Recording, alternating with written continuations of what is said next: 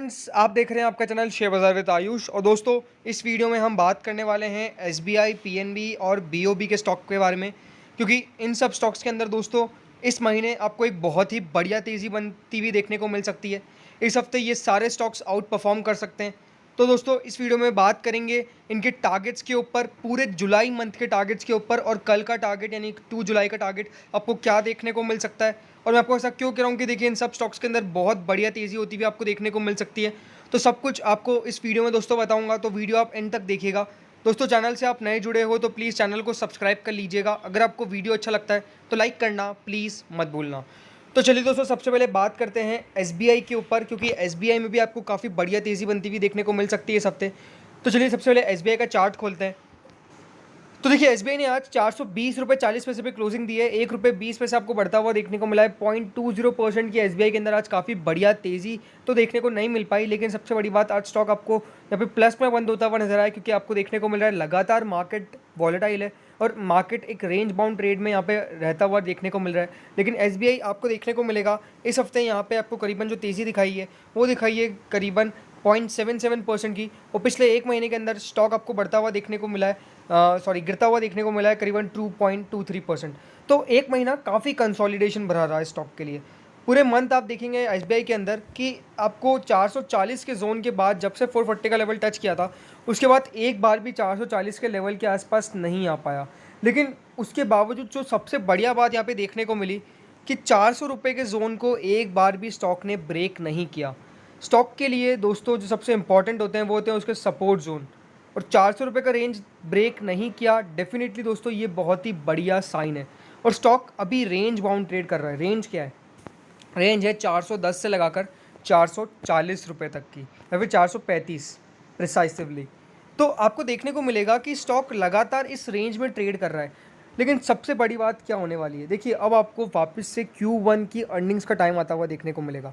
Definitely इस month SBI के नतीजे नहीं आएंगे, लेकिन अब बाज़ार आपको Q1 के मुताबिक देखिए चलता हुआ देखने को मिलने वाला है। इस महीने से, इस महीने की 8 तारीख से आपको Q1 के नतीजे आते हुए नज़र आने चालू हो जाएंगे। सबसे पहले टीसीएस के नतीजे आने वाले। तो आप समझ के चलिए कि ये बहुत बड़ा इवेंट फिर चालू होने वाला है, और मार्केट आपको फिर एक तेज़ी दिखा सकता है। बिकॉज अगर Q1 की अर्निंग्स फिर बढ़िया आती है तो आप समझ के चलिए बाज़ार को जिस बूस्ट की ज़रूरत होगी वो बूस्ट आपको मिलता हुआ देखने को मिलेगा। और एसबीआई इंडिया की सबसे बड़ी बैंक है और सबसे अंडर वैल्यूड बैंक है, आप समझ के चलिए। जब से आप देखिए कंपनी लगातार पिछले 3 से 4 क्वार्टर में जिस तरह के नंबर्स पेश करती आई है दोस्तों, वो ब्रिलियंट है।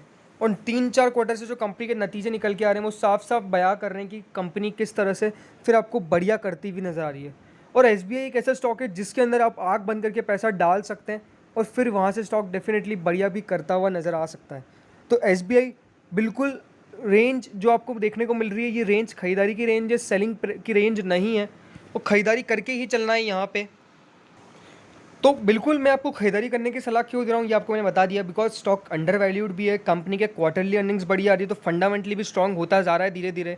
और अब कंपनी आपको आगे भी बढ़िया करती हुई नजर आएगी, जैसा मेरे कंपनी की कमेंट्री भी साफ साफ नजर आई थी जब यहाँ पे Q4 के नतीजे आए थे। तो अब समझ के चलिए कंपनी आपको आगे बढ़िया करती हुई नजर आ रही है, और यही देखिए मौका है स्टॉक के अंदर एंट्री लेने का।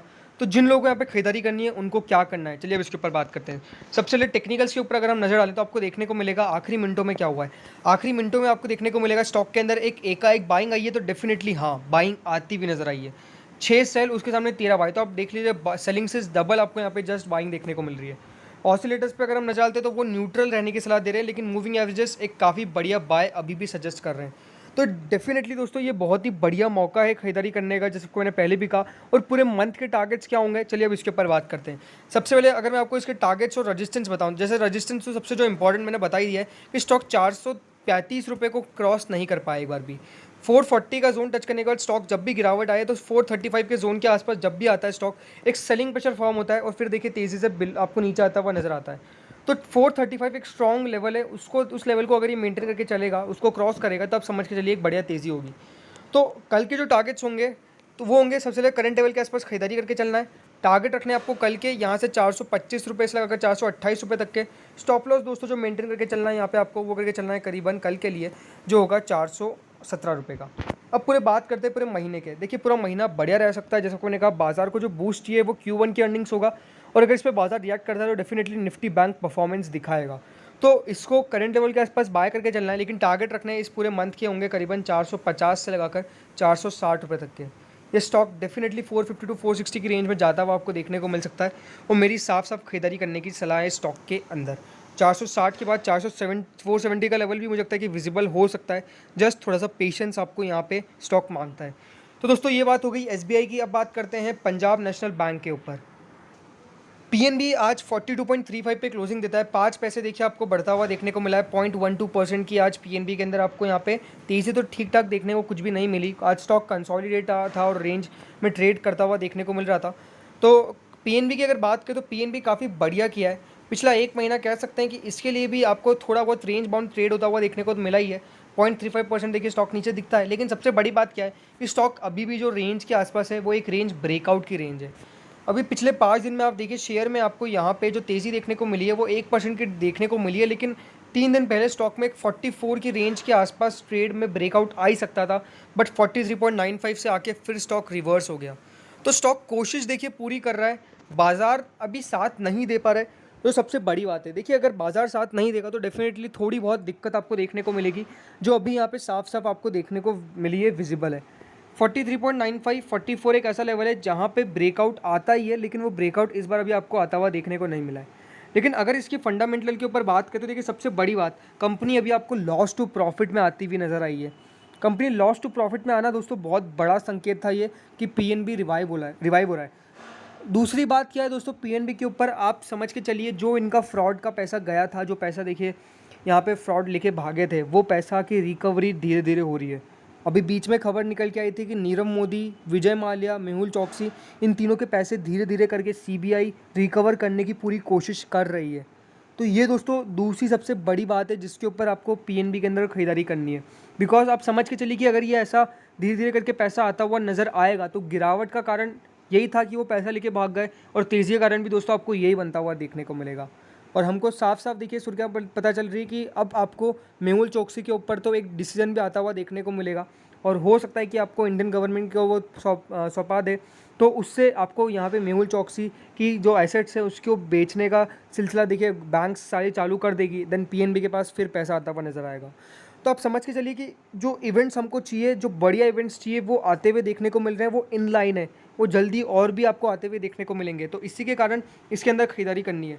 इस स्टॉक में बस एक रेजिस्टेंस है 44 रुपीज़ का। अगर 44 रुपीज़ के रेजिस्टेंस को ये क्रॉस कर देगा तो आप मान के चलिए कि स्टॉक के अंदर बड़ी तेज़ी बनती हुई देखने को मिल सकती है। आज अगर हम चार्ट पर नजर डालें तो आपको आज क्या देखने को मिला है, आज देखने को मिला है शेयर में सिर्फ कंसोलिडेट और रेंज बाउंड ट्रेड, वही देखने को मिला है। पूरे दिन देखिए स्टॉक सिर्फ एक रेंज में ट्रेड करता रह गया। आपको देखने को मिला बाजार जिस तरह से देखिए कभी ऊपर कभी नीचे, कभी ऊपर कभी नीचे, तो बाजार भी वॉलेटाइल था, और देखिए इस मार्केट में भी आपको आज वॉलेटिलिटी काफ़ी ज़्यादा देखने को मिल रही थी।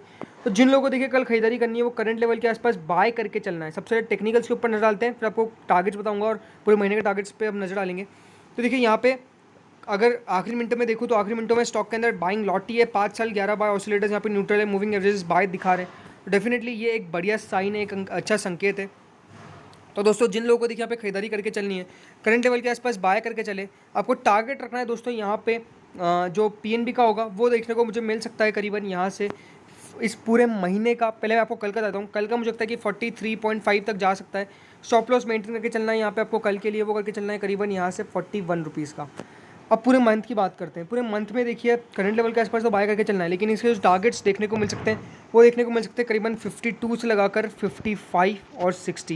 ये 3 टारगेट्स पे मुझे लगता है कि देखने को मिल सकते हैं। स्टॉप लॉस दो पूरे महीने के लिए आपको मेंटेन करके चलना है। जो एक बड़ा स्टॉप लॉस होगा वो होगा 40 रुपये का। 40 रुपये के बिलो जैसे ही गया गिरावट बन सकती है, इसका आपको ध्यान रख के चलना है। तो ये बात हो गई पीएनबी की। अब बात करते हैं आखिरी बैंक ऑफ बड़ौदा के ऊपर। तो बैंक ऑफ बड़ौदा ने दोस्तों आज 86 पे क्लोजिंग दी है, 15 पैसे आपको बढ़ता हुआ देखने को मिला है, 0.17%। आज सारे बैंक्स में कोई खास तेज़ी नहीं थी, लेकिन ये स्टॉक सारे देखिए ग्रीन में बंद होने में सबसे बड़ी बात कामयाब हुए। बैंक ऑफ बड़ौदा पिछले कुछ दिनों में काफ़ी बढ़िया करता हुआ नज़र आ रहा था। पिछले 5 दिन में आप देखिए अभी स्टॉक में यहाँ पे आपको जो देखने को मिला था एक शानदार रिकवरी, ये अकेला बैंक है जो 7% ऊपर है आपको देखने को मिलेगा इस हफ्ते। पिछले एक महीने के अंदर आप देखेंगे यहाँ पे तेज़ी देखने को मिली आपको करीबन 7% के आसपास की। और सबसे बड़ी बात, आपको बैंक ऑफ बड़ौदा के अंदर एक ब्रेकआउट देखने को मिल ही गया था, 89 रुपीज़ तक स्टॉक गया, बट वहाँ से फिर यहाँ पे आपको नीचे आता हुआ नज़र आया। अब बैंक ऑफ बड़ौदा में दोस्तों इंपॉर्टेंट क्या है, इंपॉर्टेंट बैंक ऑफ बड़ौदा में दोस्तों क्या है कि 90 रुपये की रेंज इसके लिए एक बहुत बड़ा रजिस्टेंस शो करती है। अभी कंपनी के देखिए नतीजे निकल के आए, लेकिन वो नतीजे डेफिनेटली थोड़े से निराश करने वाले थे। लेकिन सबसे बड़ी बात, नतीजों को अगर आपने ध्यान से पढ़ा तो जो भी आपको यहाँ पे कंपनी का लॉस देखने को मिला है वो यहाँ पे प्रोविजंस प्लस जो कंपनी के देखिए यहाँ पे जो लोन रिकवर नहीं हो पा रहे, जो एनपीएस है उसके कारण देखने को मिला। और बैंक ने क्या कहा था कि हम यहाँ पे एनपीएस की रिकवरी के ऊपर सबसे ज़्यादा ध्यान दे रहे हैं, हमने बैड बैंक बिल्कुल बना रखा है। और वो दोस्तों सबसे बढ़िया बात मुझे यहाँ पे निकल के आई थी, बिकॉज अगर देखिए जो भी बैंक्स अब बैड बैंक बना रहे हैं वो डेफिनेटली दोस्तों यहाँ पे सम ट्रांसफ़र कर सकते हैं और फिर वो पैसे की रिकवरी बहुत जल्दी से हो जाती है। तो समझ के चलिए कि ये एक बढ़िया मूवमेंट था। बढ़िया देखिए, सबसे बड़ी बात कि कंपनी लॉस ज़रूर आपको यहाँ पे दिखा रही है, बट जो सबसे बड़ी बात है लॉस क्यों हो रहा है उसके ऊपर कंपनी का साफ साफ बयान निकल के आया था, जो मुझे साफ कब से बढ़िया लगा था। अब इस स्टॉक की अगर बात करें तो ये शेयर कैसा है, देखिए ये शेयर बहुत ही बढ़िया है। अगर एसबीआई के बाद कोई आपको बैंक के अंदर खरीदारी करनी है तो दोस्तों दूसरा बैंक यही है, बैंक ऑफ बड़ौदा, अगर पीएसयू बैंकिंग के अंदर आपको पैसा डालना है तो। और बैंक ऑफ बड़ौदा जितना अंडर वैल्यूड स्टॉक मैंने दोस्तों देखा नहीं। ये पिछले 5 साल में आप देखिए यहाँ पे आपको गिरता हुआ देखने को मिला है करीबन 46%। तो आप देखिए बिल्कुल आधा हो चुकी है इसकी प्राइस, जो जहाँ पे आपको ये देखने को मिलता था करीबन 180 के आसपास, वहाँ से आपको सिर्फ 80 रुपये के आसपास अभी मिलता हुआ देखने को मिल रहा है, 80 के आसपास ट्रेड करता हुआ देखने को मिल रहा है। और आप मान के चलिए जिस तरह से पीएसयू बैंक्स अब आपको बढ़ते हुए नजर आ रहे हैं, पीएसयू बैंक्स के ऊपर जिस तरह से अब सरकार का फोकस बढ़ गया है, ये दोस्तों बहुत ही इंपॉर्टेंट हमारे लिए पॉइंट था। और इम्पॉर्टेंट देखिए ये एक गेम चेंजिंग मूव हो सकता है इन सारे बैंक्स के लिए।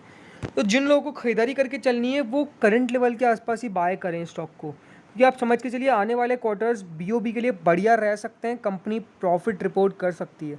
तो यही दोस्तों सबसे बड़ा संकेत है और मुझे लगता है कि बिल्कुल यहाँ पे खरीदारी बन सकती है। जैसे को मैंने कहा कि एसबीआई के बाद अगर कोई पीएसयू बैंक के अंदर आप पैसा डालें तो वो यहाँ पे आपको बीओबी देखने को मिलेगा, बैंक ऑफ बड़ौदा देखने को मिलेगा, और ये बढ़िया करेगा आने वाले टाइम में। तो जिन लोगों को खरीदारी करनी है वो करंट लेवल के आसपास बाय करें, शेयर का लक्ष्य रखें यहाँ से, जो मुझे लगता है देखिए देखने को मिल सकता है आपको कल के लिए, वो होता वो देखने को मिलेगा करीबन 87.5 का। स्टॉप लॉस मेंटेन करना है दोस्तों यहाँ से आपको कल के लिए, वो होगा करीबन 85 रुपीज़ का। अब बात करते हैं दोस्तों पूरे मंथ के टारगेट के ऊपर, पूरा मंथ का कितना टारगेट हो सकता है। तो देखिए ये शेयर भी बढ़िया करेगा, करंट लेवल के आसपास बाय करिए और 100 से लगाकर 110 रुपये तक के लक्ष्य रखिए इस महीने के। शेयर बढ़िया कर सकता है और सबसे टॉप मुझे लगा, मेरी आपसे पिक पूछेंगे तो यही होगी मेरी, एसबीआई भी नहीं, पीएनबी नहीं, बैंक ऑफ बड़ौदा यहाँ पे टॉप पिक होगी मेरी, और यहाँ पे खरीदारी करने की मेरी पूरी सलाह है। तो दोस्तों इस वीडियो में इतना ही, तो होप आपको अच्छा लगा। अगर आपको अच्छा लगा तो लाइक कर देना, चैनल से नए जुड़ो चैनल को सब्सक्राइब कर देना। Thank you friends for watching this video.